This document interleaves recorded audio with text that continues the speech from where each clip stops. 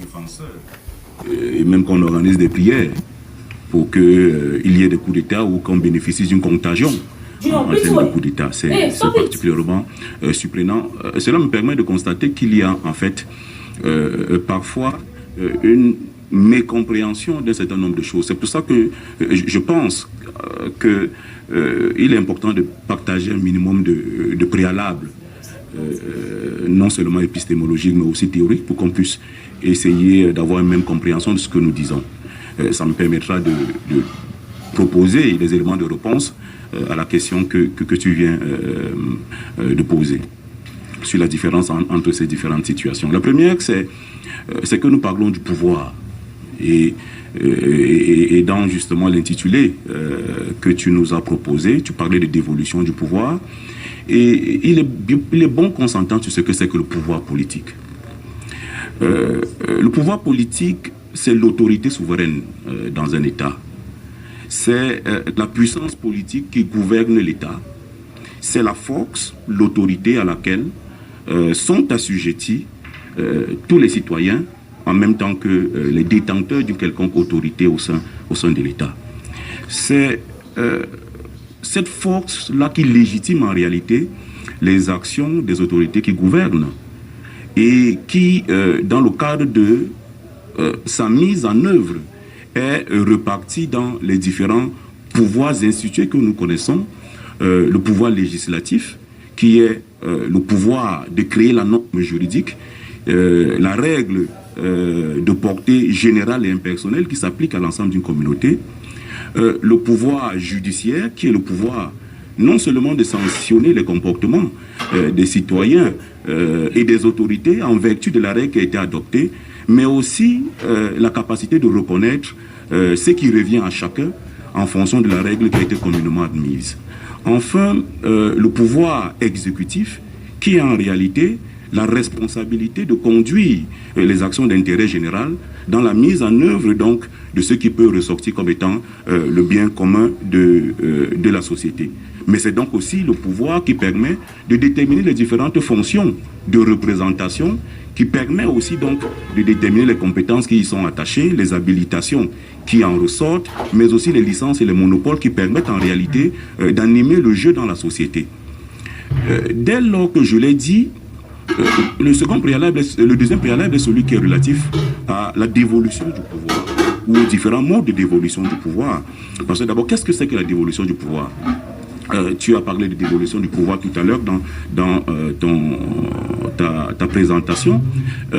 C'est un transfert ou une délégation du pouvoir politique d'une autorité à une autre.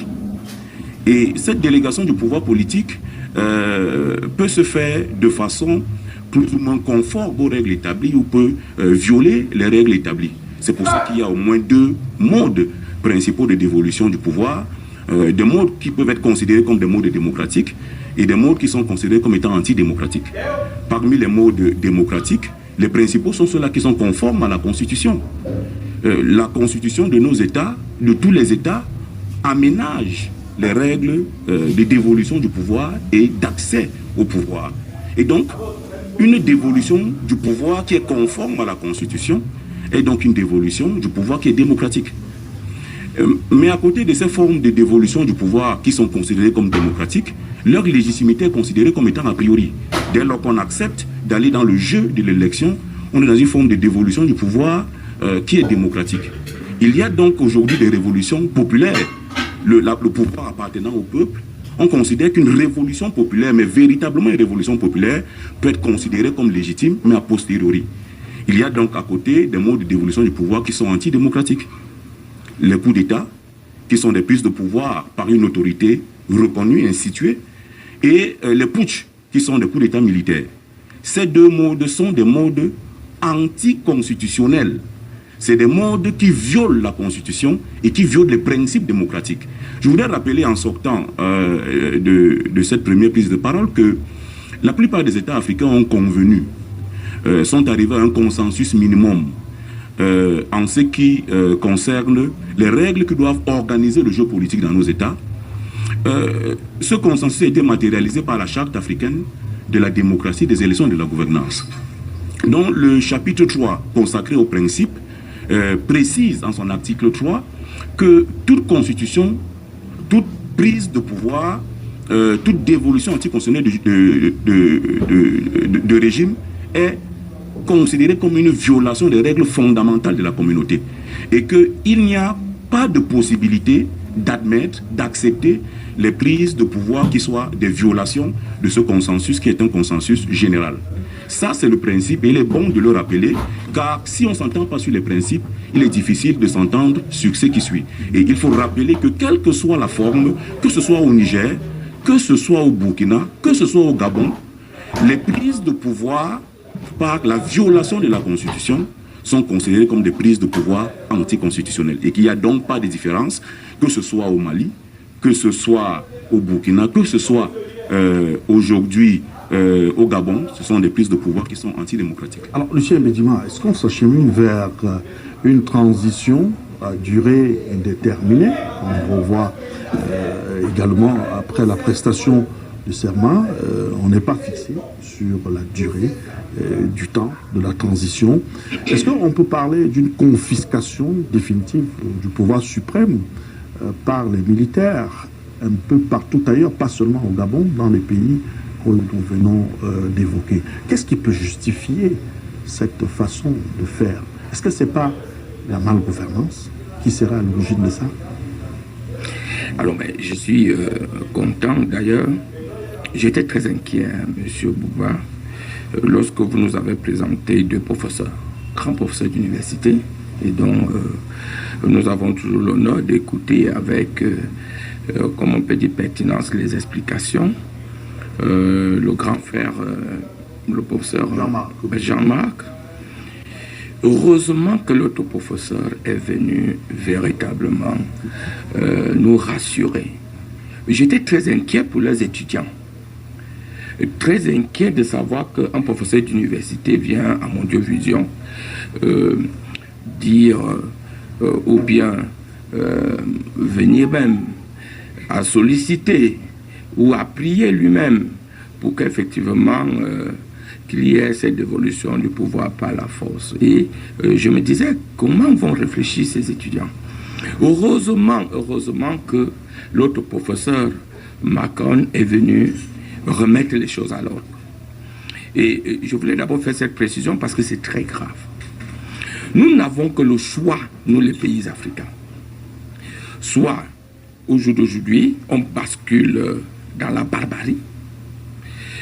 Une personne des érudits se lève un beau matin et vous dit qu'au nom du peuple, on ne sait quel peuple, parce qu'il n'y a eu ni élection, ni sondage, ni quoi que ce soit, au nom de ce peuple, ils peuvent prendre le pouvoir.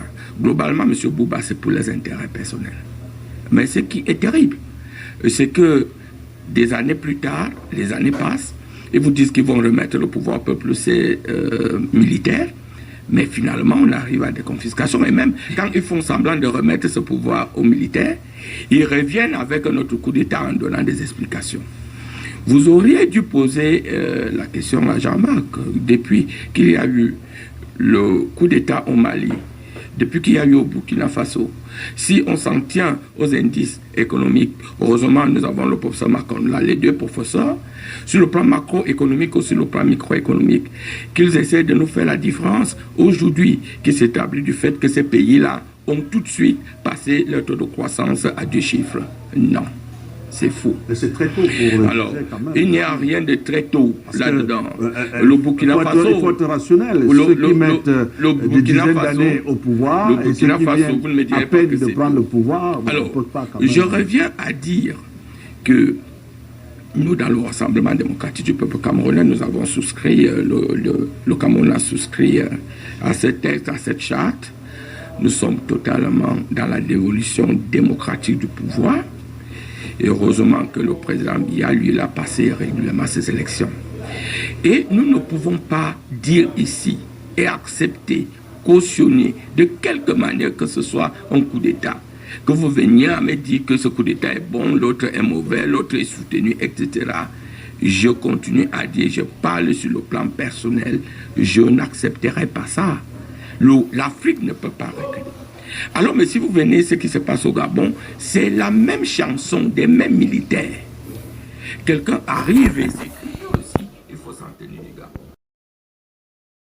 Félicitations, si tu es encore là, tu fais partie des 0,1% des gens qui finissent tout ce qu'ils ont commencé. N'oublie surtout pas de revisiter la chaîne pour fouiller d'autres contenus qui t'auront échappé lorsque tu n'étais pas encore abonné ici. Et n'hésite pas de recommander cette chaîne à autres personnes qui font des recherches sur le Cameroun ou alors qui aimeraient être au parfum de l'actualité de la politique camerounaise. N'oublie surtout pas de liker, c'est gratuit. Commenter également est gratuit. Et c'est l'une des choses que tu peux certainement faire pour apprécier nos contenus. Retrouvons-nous très prochainement. Reste scotché sur notre chaîne. À très bientôt.